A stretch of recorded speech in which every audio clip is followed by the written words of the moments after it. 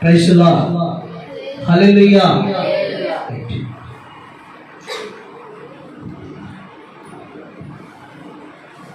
ఒక ప్రాంతంలో ఆ రాజ్యంలో రాజుగారు ఆనవాయితీగా ఆ రాజ్యంలో ఆనవాయితీగా ప్రతి సంవత్సరం పండుగ జరుగుతూ ఉంటుంది. ఈసారి ఆ పండుగలో అనేకమైన పోటీలు నిర్వహిస్తూ ఉంటారు. ఆ రాజుగారు రన్నింగ్ రేస్ పోటీ పెట్టాడు, పరుగు పందాల పోటీ పెట్టాడు. ఆ పరుగు పందాల పోటీలో యవనస్తులందరినీ అందరూ దాంట్లో పాలు పొంగిపోయిన వాళ్ళందరూ వచ్చారు. అయితే ఈ పందెంలో గెలిచిన వారికి బహుమతి ఏంటంటే అది చాలా శ్రేష్టమైన బహుమానం. ఈ రాజ్యానికి నా తర్వాత అతన్ని రాజుగా చేస్తాను, ఈ రాజ్య సింహాసనం నాకు అనుగ్రహిస్తాడు అని బహుమానం అంటాడు. స్తోత్రం. ఆ రాజుగారికి సంతానం ఉంది. రాజు అవడానికి ఎంతమందికి ఇష్టం ఉండదండి? ఇష్టం ఉండదా లేదా? మనకి ఇష్టం ఉండదా? రాజు అవడానికి అందరికి ఇష్టమే, ఆడు కూడా ఇష్టమే. అదే 2 రాజ్యాలు కావాలంటాడు కదా. అయితే ఆ రాజు అవను అని చాలామంది యవనస్తులు పోటీ పడ్డారు, బరిలో నిలబడ్డారు. ఫైనల్ పోటీ వచ్చింది. ఫైనల్గా 10 మంది అంత ఉంటారు కదా, ఫైనల్ వచ్చింది. ఫైనల్కి వచ్చిన తర్వాత వారిలో ఆ రాజుగారు కూర్చుని మంత్రిని పిలిచాడు. పిలిచి వెళ్ళి చెవులో ఒక యవనస్తుడు చెప్పమన్నాడు, ఇదిగో ఈ రాజుగారు వైపు చూడు. ఎవరైపు చూడు? రాజుగారు వైపు చూడు. రాజుగారు ఓకే అంటే అప్పుడు పరిగెత్తాలి. అక్కడ రెఫరీ ఉంటాడు, అక్కడ చెప్తారు. కానీ వాళ్ళు చెప్పినట్టు కాకుండా నువ్వు రాజుగారు సిగ్నల్ ఇస్తే ఏం చేయాలి? నువ్వు పరిగెత్తాలి అని అన్నాడు. అందరికీ చెవులు అదే చెప్పారు. ఏం చెప్పారు? నువ్వు రాజుగారు వైపు చూడాలి, రాజుగారు సిగ్నల్ ఎప్పుడు ఇస్తే అప్పుడే నువ్వు పరిగెత్తాలి అని సిగ్నల్ ఇచ్చాడు.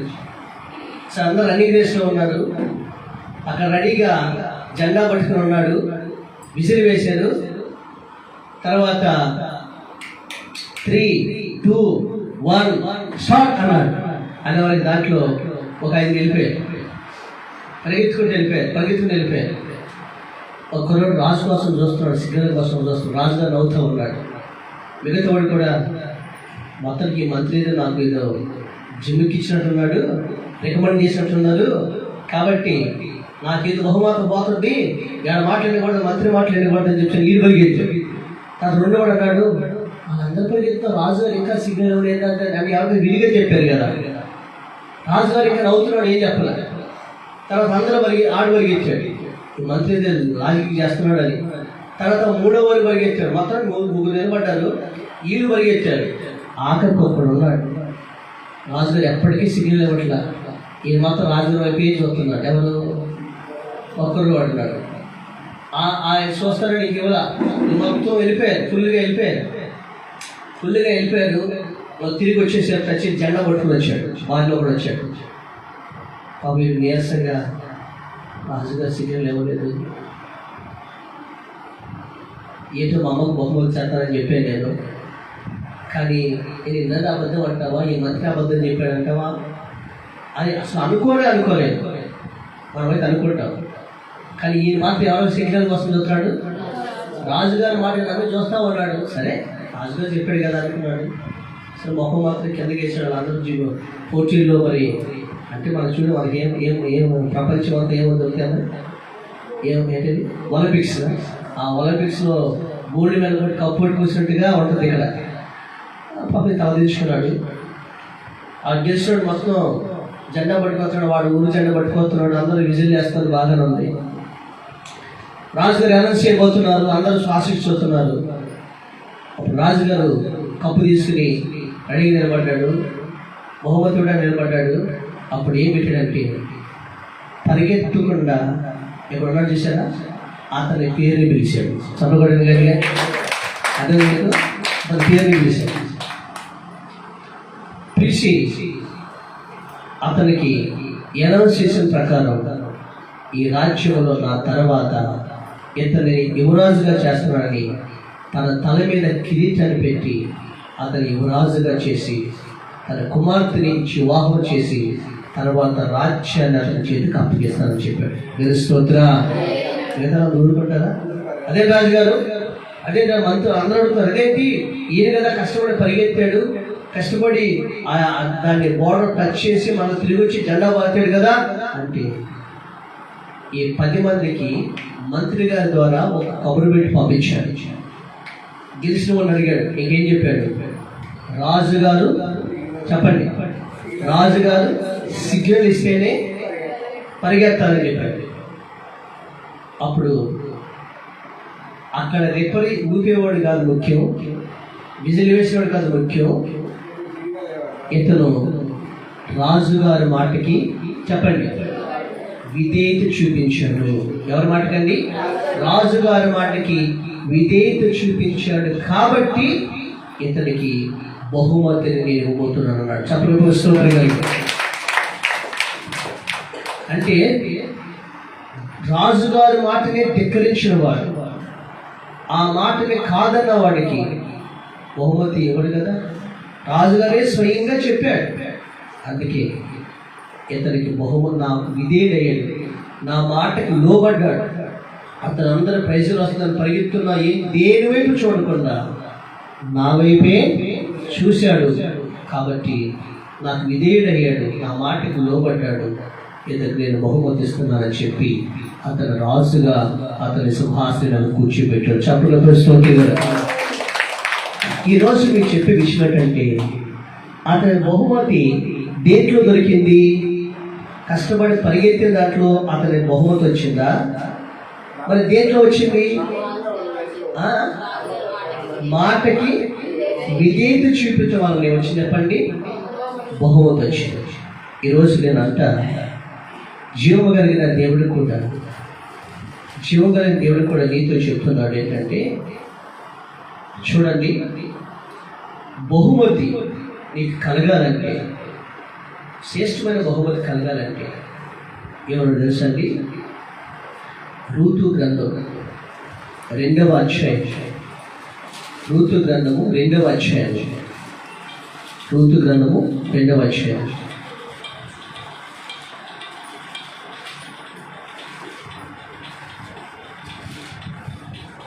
రెండవ అధ్యాయం 12వ వచనం తీస్తారమ్మా.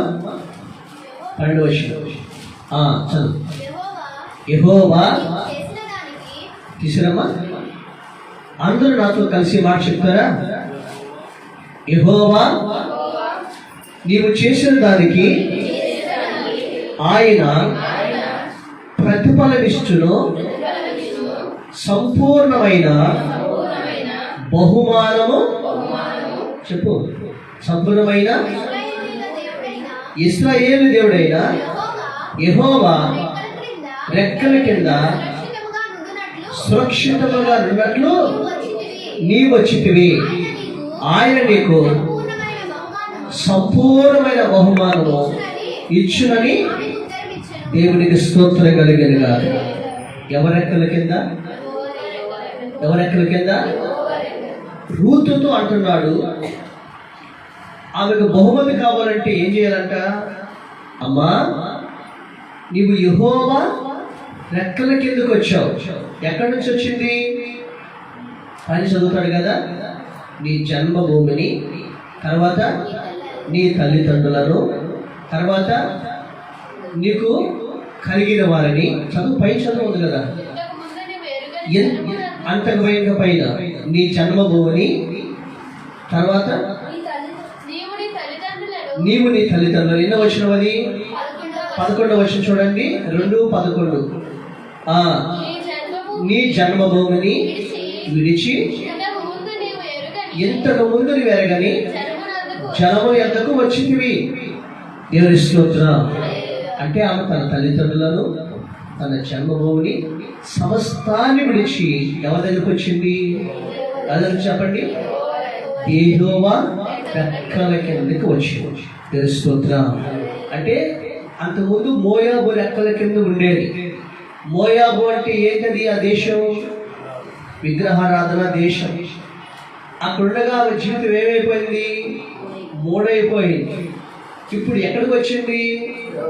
అది కాదనుకుని దేవుడి రెక్కల కిందకు వచ్చింది. అదేంటంటే, నాకు ఆచారం కానీ, ఆ లోకం కానీ, ఆ పాపము కానీ అది నాకు వద్దు కాదు, నాకొద్దు. దానివల్ల నా జీవితం నాశనం అయిపోతుంది. ఆ మోయాబు వల్ల నా జీవితం అయిపోతుంది. చెప్పండి, నాశనం అయిపోయింది. ఇంకా ఇక్కడ నిలిచినట్లయితే నా ప్రాణమే పోయింది అని దాన్ని వదులుకుని చిగురించే దేవుడి దగ్గరికి, ఫలించే దేవుడి దగ్గరికి, బహుమానం ఇచ్చే దేవుడి దగ్గరికి రూతు వచ్చి దేవుని స్తోత్రం కలిగిన. ఇప్పుడు నేను మాట్లాడుతున్నాను, నీ జీవితాన్ని మోసం చేసేది, నాశనం చేసేది ఏదో నువ్వు గుర్తించాలి. మోయాబు నయోమి జీవితాన్ని ఏం చేసింది చెప్పండి? నాశనం చేసింది. ఒక విగ్రహాన్ని కావచ్చు, ఒక స్నేహం కావచ్చు, ఒక పాపము కావచ్చు, అది ఏదో నీ జీవితాన్ని నాశనం చేయబోతుంది. ఇప్పుడే దాన్ని విడిచి యేసయ్య రెక్కల కింద కంటే దేవుడి దగ్గరికి, దేవుడి సన్నిధిలో ఈ బ్రతుకుని పరిపూర్ణంగా అప్పగించుకో. Praise lord. అప్పుడు దేవుడు నీకు ప్రతిఫలాన్ని ఇస్తాడు. నువ్వు చదివిన దానికి నీకు మంచి ఉద్యోగాన్ని ఇస్తాడు. నీ భవిష్యత్తు ఒక మంచి లైఫ్ పార్ట్నర్ ఇస్తాడు. తర్వాత నీ జీవితంలో అందరికంటే ఉన్నతంగా స్వాస్థ్యంలో నేను తలగా నిలబెడతాడు. నీ చదువులో ఒక స్థానాన్ని ఇస్తాడు. నీ ఉద్యోగంలో నేను దీవిస్తాడు. నిన్ను దేవుడిని దీవించి సంపూర్ణమైన బహుమానం, నీ లైఫ్ లాంగ్ నీవు సంతోషంగా ఉండే బహుమానాన్ని, దీవెనను దేవుడికి ఇస్తాడు. దేవుని స్తోత్రం కలిగిన. అయితే నువ్వు దానికి అడ్డుగా ఉన్నదేదో దాన్ని ఏం చేయాలి? నువ్వు వదిలిపెట్టాలి. చాలామంది ఒక మాట వినండి, ఆఫ్రికా దేశంలో కోతులు పడతారు. ఏం పడతారు చెప్పండి? కోతులు, మంకీస్ అనా. ఈ కోతులు పట్టినప్పుడు ఎలా పడతారు తెలుసమ్మా? కోతుల్ని వాళ్ళు, కోతులకి రేగు పళ్ళు అంటే చాలా ఇష్టం. ఏ పళ్ళు? వాళ్ళు చిన్న గొయ్యి తవ్వుతారంట. ఎలాంటి గొయ్యి తవ్వుతారంటే, నిజుడు ఇదిగో ఇలా పట్టినట్టు గొయ్యి తవ్వుతారంట. తవ్విన తర్వాత ఆఖరులు అంట ఇలా ముడిచినట్టు పెట్టదంట. ఇలా తవ్వుతారంట. అప్పుడు ఇలా తవ్వి దానిపైన గుమ్మడికాయ పెడతారంట. ఏది? ఆ గొయ్యి పైన. అప్పుడు అది కోతులు కొబ్బరి చెట్లు మీద ఉంటాయి చుట్టూ ఉంటే, ఆ కోతులు చూసినట్లుగా ఏమేస్తాడు? రేగుపళ్ళు వేస్తాడు. రేగుపళ్ళు వేసి వీడు దూరంగా వెళ్ళి చుట్టు చోట నుండి నక్కి చూస్తూ ఉంటాడు. అప్పుడు కోతికి అవ్వ దిగొచ్చి ఆ రేగుపళ్ళున్న ఏదైతే గుమ్మడికాయలు కదా, గుమ్మడికాయలో కూడా చేయి పెట్టే వారికి ఆ చేయి లోతుకి వెళ్ళిపోయింది. ఏ రేగుపళ్ళని చూసే వారికి ఆ రేగుపళ్ళుని ఎలా పట్టుకుంది? గొయ్యల దేవుడు ఇలా పట్టాడు, పెట్టాడు. ఇలా గుగించే వారికి ఏమైంది? చెయ్యి ఇరిగిపోయింది. రావట్లా. ఏది రావట్లా? చెయ్యి రావట్లా. ఈ లోపు కొబ్బరి చెట్టు మీద కోతులన్నీ అరుస్తున్నాయి. దాని భాషలో, మిత్రమా వేటగాడు వస్తున్నాడు, దొంగ నక్కేడు వస్తున్నాడు, వచ్చే మిత్రమా వచ్చే అని అంటే, ఇప్పుడు ఏం చేస్తున్నది? పీక్కుంటుంది. ఓకే రావట్లా, ఆ దగ్గరకు వచ్చేస్తున్నాడు. ఇప్పుడు దీన్ని ప్రాణం కాపాడుకోవాలంటే కోతి ఏం చేయాలి చెప్పండి? ఏం చేయాలి? అక్కడ గారు మంచి ఫాస్ట్ చూసారా? మీకు అర్థం కావట్లేదు. ఏ వదిలిపెట్టాలి చెప్పండి? రేగు పళ్ళు వదిలిపెట్టాలి. అంతేనా? ఆంటీ గారు జాగ్రత్త, మేము వదిలిపెడుతున్నాం చూడండి అంకుల్ గారు. ఎవరొస్తున్నా తయారవుతున్న బాగా మధ్యన అంటే రేగు పళ్ళు వదిలిపెట్టాలి. అంతేనండి. కానీ కోతి ఏమంటుందంటే రేగు పళ్ళు కావాలి, నా ప్రాణం కావాలనుకుంటుంది. అది అరుస్తుంది, వదిలిపెట్టి వచ్చే మిత్రమా, వచ్చే వేటగాడు వచ్చేస్తున్నాడు వచ్చి అన్నా కానీ దగ్గరకు వచ్చేసాడు. అది వదలదు, అని పీక్కుంటుంది. వాడు రాని పక్కన వచ్చాడు, మెడ పట్టుకున్నాడు, మెడ పట్టుకుని లాగేశాడు, మెడ పిసికేశాడు, తను చంపేశాడు, బొట్టలు వేసుకుని తీసుకెళ్ళాడు. ఇప్పుడు ఒక మాట అడుగుతాడు, దాని ప్రాణం ఎక్కడుంది చెప్పండి? రేగు పళ్ళు. నేను అడుగుతాను, రేగు పళ్ళు వదిలిపెడితే తర్వాత నేరేడు పళ్ళు తినేది కదా, అవునే కదా? రేగు పళ్ళు వదిలిపెడితే నేరేడు పళ్ళు తినేది కదా.